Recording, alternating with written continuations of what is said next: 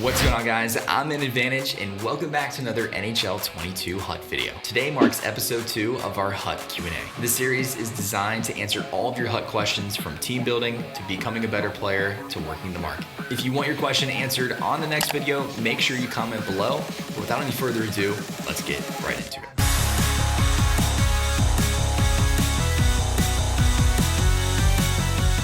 Our first question here comes from Zach. He says, how do I get a lot of packs for free and coins? So great question. I'm assuming that you're probably free to play. So let's go ahead and take a look at how you can get a lot of packs for free. In my opinion, one of the best ways to get a lot of coins and packs for free, especially tradable packs, is in squad battles. I'm currently sitting at Elite 1 right now. I'll probably finish in the top 50. But if you look at these rewards, they're insane. You get an elite pack here, you get 2 elite packs, a mega pack, NHL players pack, and 40,000 coins.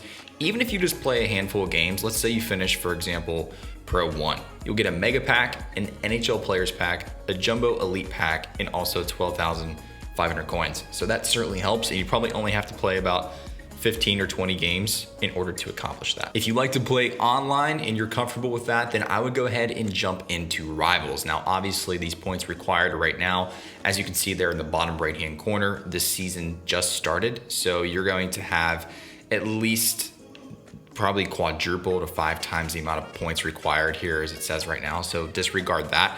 But I want you to pay attention to this right here is the rewards, right? So you have, for example, if you get gold and you're in the top 50%, you probably need to win about 10 to 12 games, depending on what console you're on for the week.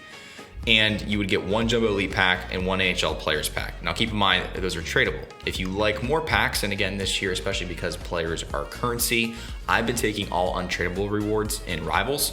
So you can get 2 Jumbo Elite packs, 2 NHL Players packs, and then you also get your HUT Champion points. And then lastly, if you just want straight up coins and you're going after a certain player, for example, and you know who you want and they're on the market, you just need a handful of coins to be right into your account quick, well, you can always select 40,000 coins as well. I've been going untradeable rewards, but here's another way to get some packs and coins for free. The third and final way to get free packs and or coins is in HUT Rush. You get tons and tons of packs in these.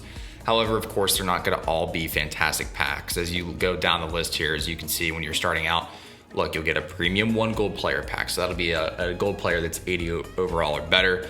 You'll get a 4 gold players pack, premium 2 gold players pack, etc., etc. But you can see that there's coins in there. There's also season collectibles that can be turned in and exchanged for packs or players down the line.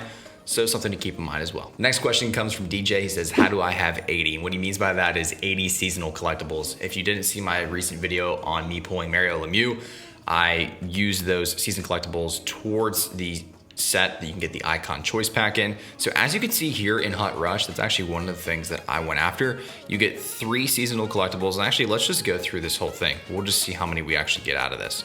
So for example, we get our first one at 300,000. So there's 1, we get 2 more at 700,000. So there's 3. I believe we get 3 more next at 1,500 or 1.5 million. So that's gonna be 6 seasonal collectibles. And then should be another one here for 4. Yep, so that'll bring us to 10. So I got 10 seasonal collectibles just by completing HUT Rush. And then obviously another thing to keep in mind too is make sure you're opening up your daily pack and you complete the daily challenge.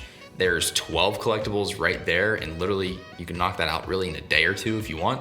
And then lastly as well, make sure that you're checking those daily HUT challenges that change. And a lot of times, make sure you check the event one. So I'm gonna go here and show you.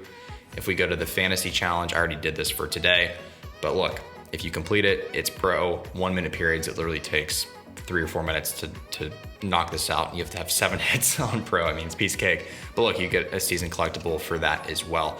So if you're not sure what I'm talking about, I am referring to the seasonal sets. That actually brings us to our next question from the Card Corner. He says, do you know how many XFactors I can build within the seasonal set? First off, shout out to you, Card Corner. I appreciate all your support, my friend. You've had a lot of great comments on my videos, so shout out to you and thank you for that. Let's go ahead into these seasonal sets. So as I was mentioning earlier, this was the Power Up Icon Choice Pack that I had selected. There is a 30-day cooldown on this. So if you get 80 of those seasonal collectibles, then you can turn this in every 30 days. And then to answer your question, Card Corner, I know we had talked about this previously as well, but both on the XFactor player choice set as well as the Icon player choice set, both of those have a 30-day cooldown. As you can see, I am relatively close here I got another 6 hours or so left. I don't think I have, yeah, I'm still a little bit shy on my seasonal collectibles because I just did the icon one the other day, but I should be able to complete this other one in just a few days. Our next question is, who should I take in my XFactor pack? Jones, Pedersen, Barzal, Yossi, or Matthews? I already have Matthews Superstar Origin 91 overall. Since you already have Matthews 91 overall card, I would probably leave that on the sideline. I had answered this in a previous video, but one of the cards that I really like right now is Roman Yossi, and I'm trying to find him. Looks like there's not even any up right now. Oh, just kidding, there's two. And he's going for about 300 or 350K. The reason why is he's one of the best left-handed defensemen in the game right now. So you can get him up to 87 overall, but that's not really the reason why he's so good. I love this distributor or fly the zone. He has a speed synergy, which is going to increase that speed. And if you really look and see what his car looks like here, he's already at 89 speed right now. He's also on fire. He scored 2 goals the other night. And for a defenseman, he's probably gonna get a team of the week card soon, or he's gonna at least continue to get a lot of prime times. So Roman Yossi is the card that I would take in your choice pack. Our next question is from Keegan. He says, yo, Stamkos or Jones? I'm assuming that you mean XFactors. That is an easy one. I have Stamkos on my squad right now. I have him fully decked out. His card is unreal. His shot is amazing, 91 accuracy, pretty much 90 across the board in shooting. Hands are pretty high and speed is solid. The one thing I do like about Jones' card better is his zone and superstar ability, but I do not love the future for upgrades for Seth Jones. Like, the Blackhawks and Seth Jones, especially this year, are not playing that great. I know they're getting a little bit better right now, but Seth Jones, if you watch any of their games, I just don't see him getting a lot of upgrades. So I would take Stamkos and I would buy Jones in the auction house. Jones is going for about half the price of Stamkos right now. So I would pick Stammer and then buy Jones if you really want him. Next question is from Keegan. Great video, man. Any tips for new player to make coins besides the 74 to 79 method? Yes, I do have a video on that. There's 5 ways to make hut coins, or 5 best ways, in my opinion, to make hut coins on NHL 22 that do not cost you any extra money. So go ahead and try those out first. Let me know what you think. I'm happy to make a part 2 to that. There's tons of ways to make coins. I don't want to make this an hour-long video though, but make sure that you're either doing the XFactor method, which you can flip XFactor cards. That's something that I'm doing right now and that I will probably continue to do throughout the game. The second piece is make sure you grab those 83, 84, and 85, 86 overall players.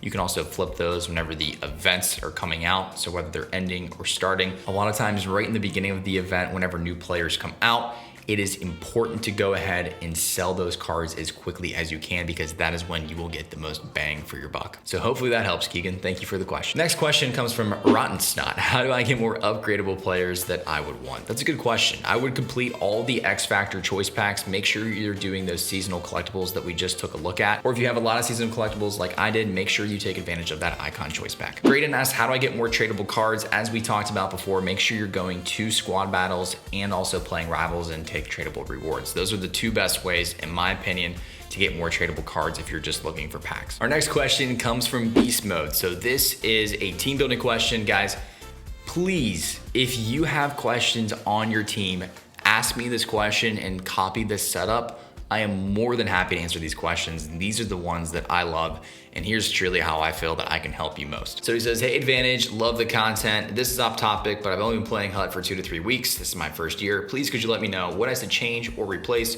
Currently, I'm sitting at 17,000 coins, and here's his squad. First off, Beast Mode, thank you so much for your comment, man. I greatly appreciate that.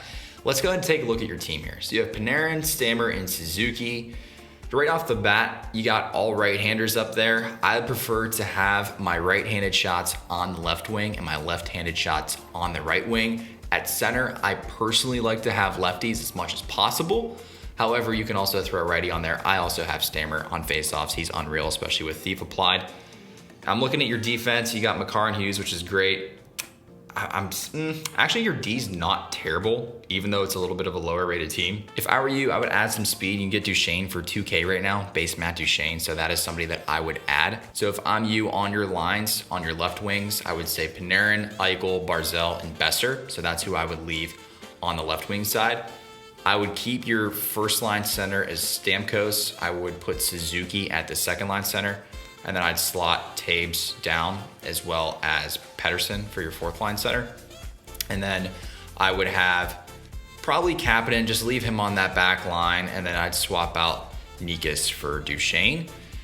Everything else, man, I would probably just continue to get some more lefties. I mean, if you only have 17K coins, I would either go Duchesne right now. I also would take a look at picking up base Taylor Hall. You can get him for right around 4,000. So I would swap out Nikas and Kapanen, and I would throw in Duchesne and Taylor Hall. However, as far as defense goes, I would make sure that your left-handed shots are gonna be on the right side and your right-handed shots are going to be on the left side. So making sure that you have the ability to do those one-timers from the point is critically important, especially this year.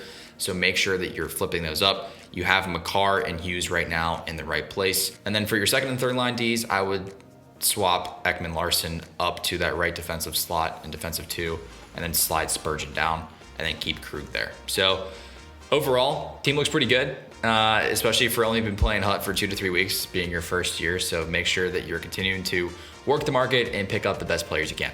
Hope that helps. Next question is from Jackson. I'm free to play. Do you think it's worth doing the prospect set? Jackson, that's a great question, man. I would probably say no, because here's your options right now. Other than Raymond for this week, like, I got Jake Bean. I'm not very stoked about it. I just don't think any of these other guys are going to be a great card in for 50,000-ish coins. Now, if you have all untradeable players and you really want Raymond, you're a Detroit Red Wings fan, sure. But as far as his probability goes, and if it's worth it if you're free to play, I would say no. I would steer clear of that set. And our last question is from Recon Gamer. Best entries to zone and how to maintain zone pressure. I rarely get zone time. That's a great question. Here are my strategies. I actually made a more in-depth video on this yesterday, so feel free to go ahead and check that out. I'll put the link for these other videos that I'm referring to in the description as well. But just keep in mind that whenever you're playing the puck, and again, I use behind the net, so one of the things that I'm doing to get the puck in deep is I actually will take my forward in to the right or left-hand side, kind of circle around the net, and then dump it back into my other trailing player, whether it's my center or my other winger that's going to be behind the net, and then I play it from behind there. So here's my strategies. In order for that strategy to work, and it certainly does, make sure you have these for your offensive strategies as well. So that is important. This is my team strategies for the time being that I'm rocking with. And then lastly, my defensive strategies are as such. My game this year is to be as aggressive as possible. So keep that in mind. If you do decide to use these strategies, I'll have a more clear-cut video coming out on how to play offense and how to play defense, my best tips for both of those.